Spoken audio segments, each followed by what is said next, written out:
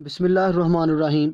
जी बेटा, आज हम डिस्कस करेंगे फिज़िकल क्वांटिटीज़ जो होती हैं उनकी नेचर के बारे में। क्या फ़िज़िकल क्वांटिटीज़ की भी कोई नेचर होती है? तो याद रखिएगा, फ़िज़िकल क्वांटिटीज़ जो हैं उनकी दो तरह की नेचर होती है। एक उसकी नेचर का नाम है स्केलर और दूसरा उसकी नेचर का नाम है वेक्टर। जैसे हर इंसान की कोई नेचर है, किसी की नेचर अच्छी है, किसी की बुरी है। सेम इसी तरह से फिजिकल क्वांटिटीज की भी कुछ नेचर है, लेकिन उनके नाम जो है नेचर के, वो एक का नाम स्केलर आ जाता है, दूसरे का वेक्टर आ जाता है। तो जितनी भी फिजिकल क्वांटिटीज हैं वो दो कैटेगरी में हम डिवाइड कर देते हैं। बेसिकली तीन कैटेगरी में डिवाइड करते हैं, स्केलर, वेक्टर और टेंसर। लेकिन उसकी हम यहाँ बात नहीं करेंगे, यहाँ अपने स्केलर और वेक्टर की हद तक रहना है, ये आपके लेवल की बात है। तो स्केलर वो फिजिकल क्वांटिटीज जिनको बयान करने के लिए हमें सिर्फ दो चीजों की जरूरत होती है। नंबर एक मैग्नीट्यूड और नंबर दो उनका यूनिट। जैसे अगर किसी जगह पे लिखा जाए 2.5 किलोग्राम शुगर, अब यहां पर पता चल गया कि हमें 2.5 किलोग्राम जो है वो शुगर चाहिए, तो 2.5 जो है वो मैग्नीट्यूड है और किलोग्राम इसका यूनिट है। तो ये एक स्केलर क्वांटिटी है। और किलोग्राम किसका यूनिट है? मैस का यूनिट है। इसका मतलब मैस जो है वो स्केलर क्वांटिटी है, यानी मैस की नेचर स्केलर है। इसके बाद बेटा किसी जगह पे लिखा आ जाता है 40 सेकंड। अब सेकंड किसका यूनिट है? हम पढ़ चुके हैं पिछले चैप्टर में कि सेकंड जो है ये टाइम का यूनिट है। सो टाइम एक स्केलर क्वांटिटी है, मतलब टाइम जो है फिजिकल क्वांटिटी में उसकी नेचर स्केलर है। उसके बाद बेटा बात करते हैं वेक्टर की। वेक्टर उन क्वांटिटी को कहा जाता है जिनको बयान करने के लिए हमें तीन चीजों की जरूरत पड़ती है। स्केलर को डिफाइन करने के लिए हमें दो चीजों की जरूरत पड़ती है, लेकिन वेक्टर को एक्सप्लेन करने के लिए हमें तीन चीजों की जरूरत पड़ती है। नंबर एक मैग्नीट्यूड, नंबर दो यूनिट, और सबसे अहम बात जो है वो है डायरेक्शन। तो जब हम ये कहते हैं अगर स्केलर के साथ डायरेक्शन अटैच हो जाए तो वो वेक्टर बन जाएगा, और अगर वेक्टर से डायरेक्शन निकाल दी जाए तो वो स्केलर बन जाएगा। तो ये आपने बात याद रखनी है। वो फिजिकल क्वांटिटीज जिनको बयान करने के लिए हमें मैग्नीट्यूड, डायरेक्शन और यूनिट की जरूरत पड़े, उसे बेटा हम नाम देते हैं वेक्टर। और जिनको बयान करने के लिए हमें सिर्फ और सिर्फ मैग्नीट्यूड और यूनिट की जरूरत पड़े, उसे नाम दिया जाता है स्केलर। अब वेक्टर की एग्जाम्पल में फोर्स और डिस्प्लेसमेंट, ये इसकी चंद एग्जाम्पल है, बाकी with the passage of time हम डिस्कस करते हैं। उसके बाद बेटा अगली बात आ जाती है रिप्रेजेंटेशन ऑफ वेक्टर। वेक्टर को जाहिर कैसे किया जाता है, वेक्टर का अजहार क्या है? तो वेक्टर को जाहिर करने के लिए याद रखिएगा बेटा दो तरीके होते हैं। वेक्टर को बयान करने के लिए, वेक्टर को इजहार करने के लिए दो मेथड डिस्कस किए जाते हैं। एक का नाम है ग्राफिकल मेथड और दूसरे का नाम है सिंबॉलिक रिप्रेजेंटेशन। तो सिंबॉलिक रिप्रेजेंटेशन क्या है और ग्राफिकल रिप्रेजेंटेशन क्या है, वन बाय वन हम डिस्कस करते हैं। अच्छा बेटा, आपकी बुक के अंदर जब भी वेक्टर लिखा जाएगा तो वेक्टर हमेशा बोल्ड लेटर में लिखा जाता है, ऐसे बोल्ड कर दिया जाता है लेटर। लेकिन बोल्ड बुक में लिखना, टाइप करना बोल्ड आसान होता है, लेकिन जब हमने बोल्ड करना है तो या हम मार्कर का इस्तेमाल करेंगे या हम बार बार पेन पेंसिल जो है उसके ऊपर एक ही मर्तबा लिख के बार बार ऐसे ऊपर से बोल्ड बना देंगे, लेकिन वो टाइम कंज्यूमिंग काम होता है। तो दूसरा वेक्टर को रिप्रेजेंट करने का काम यह है कि सॉलिड लाइन में आप ABCF कुछ भी लिखें, उसके ऊपर एरो लगा दें या आप नीचे एरो लगा दें। से ABF ऊपर एरो लगा दिए तो ABF ये सारे क्या बन गए बेटा, वेक्टर बन गए। ABF नीचे एरो लगा दें तब भी ये वेक्टर बन गए। इनको बोल्ड करके लिख दें तब भी इनका मतलब वेक्टर है। तो वेक्टर को रिप्रेजेंट करने के लिए हम क्या करते हैं, या तो लेटर को बोल्ड करके लिख लेते हैं या सिंपल लेटर लिख के उसके ऊपर एरो या नीचे एरो लगा देते हैं। उसके बाद हम बात करते हैं ग्राफिकल रिप्रेजेंटेशन की। तो ग्राफिकल रिप्रेजेंटेशन के लिए हम एक लाइन लगाते हैं बेटा ऐसे, और उस लाइन के एक सिरे पर हम ऐसे एरो बना देते हैं। जहां पर हम ऐसे एरो बनाएंगे उसका नाम हेड रखते हैं, और जहां हमने एरो नहीं बनाया, जहां से लाइन को शुरू किया है, उसे हम टेल का नाम देते हैं। तो हम जानते हैं हमारे पास कितनी तरह की डायरेक्शन है। हमारे पास 4 तरह की डायरेक्शन होती है, ईस्ट, वेस्ट, नॉर्थ और साउथ। जहां पे ये दोनों लाइनें कट करती हैं बेटा, उसे नाम दिया जाता है ओरिजिन का। जब हमने किसी भी जगह पे वेक्टर रिप्रेजेंट करना है तो वेक्टर को स्टार्ट करना होता है हमने ओरिजिन से।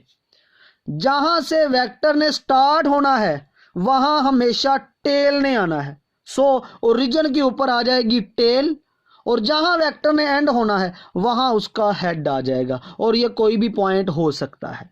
तो ये इस तरह से वेक्टर जो है इसको ग्राफिकली बनाया जाता है। एक लाइन लगाएंगे, एक साइड पे एरो लगा देंगे, जिधर एरो लगेगा वो हेड होगा, जिधर एरो नहीं लगा उसको बेटा हम नाम देते हैं टेल।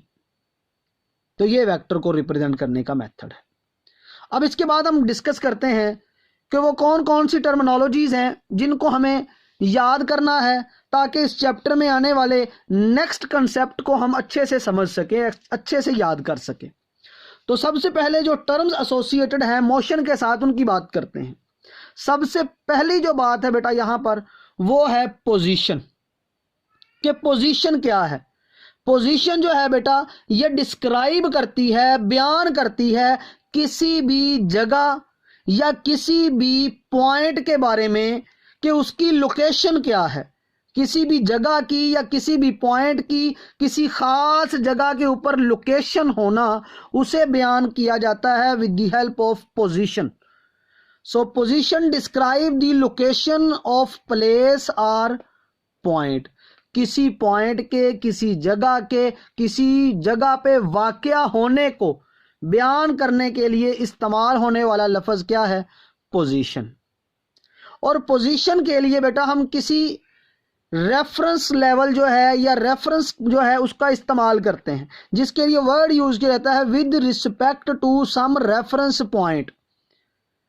इसको समझने के लिए यूं समझे, आपका ये हाउस है और ये आपका स्कूल है।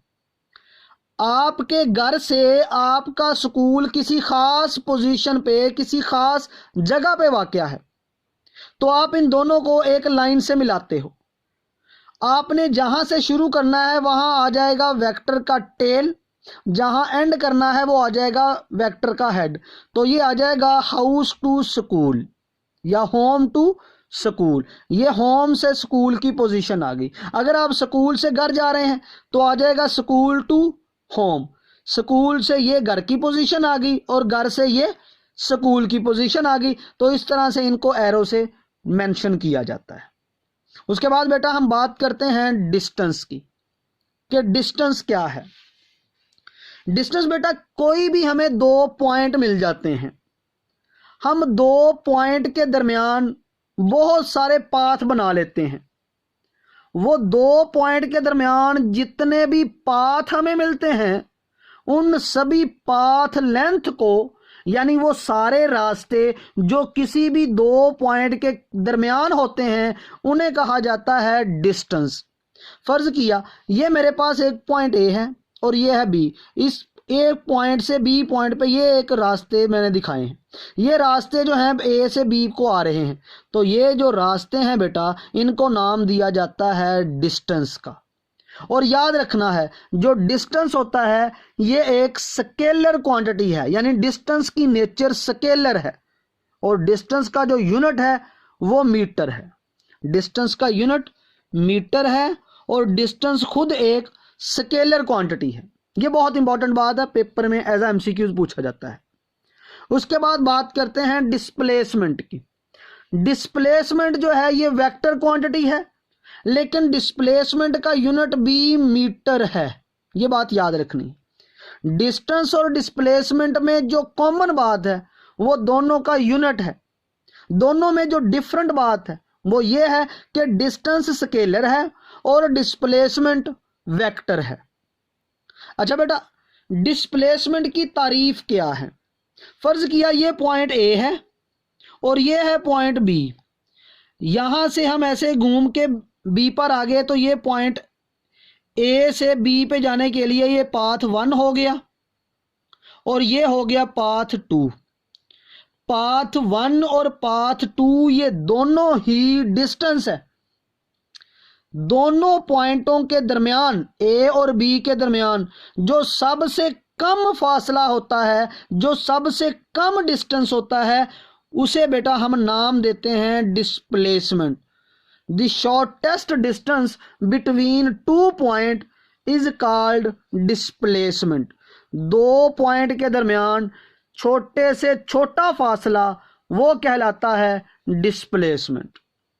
अब देखें डिस्प्लेसमेंट वेक्टर क्यों है, क्योंकि 2 पॉइंट के दरमियान जो सबसे छोटा रास्ता होगा उसको बताने के लिए आपको डायरेक्शन फिक्स करनी पड़ती है। आपसे कोई रास्ता पूछता है कि मैंने फलां जगह से फलां जगह पे जाना है, आप बताएंगे इधर से भी जाया जा सकता है, इस तरफ से भी जा सकते हैं, इस तरफ से भी जा सकते हैं, लेकिन अगर आप सीधे जाएं तो ये शॉर्टेस्ट है। तो ये जो आपने बता दिया ना कि इस तरफ से अगर जाएं तो ये शॉर्टेस्ट है, तो मतलब ये आपने डिस्प्लेसमेंट बताया है। तो बेटा 2 पॉइंट के दरमियान जो सबसे कम डिस्टेंस होता है, डिस्टेंस में से ही उस एक डिस्टेंस को हम सिर्फ डिस्टेंस नहीं कहते, उसे मान लिया जाता है कि ये डिस्प्लेसमेंट है और ये एक वेक्टर क्वांटिटी है। तो ये हमने आज डिस्कस किया। बाकी नेक्स्ट जो है वो बेटा हम कल डिस्कस करेंगे। तब तक के लिए अल्लाह हाफिज।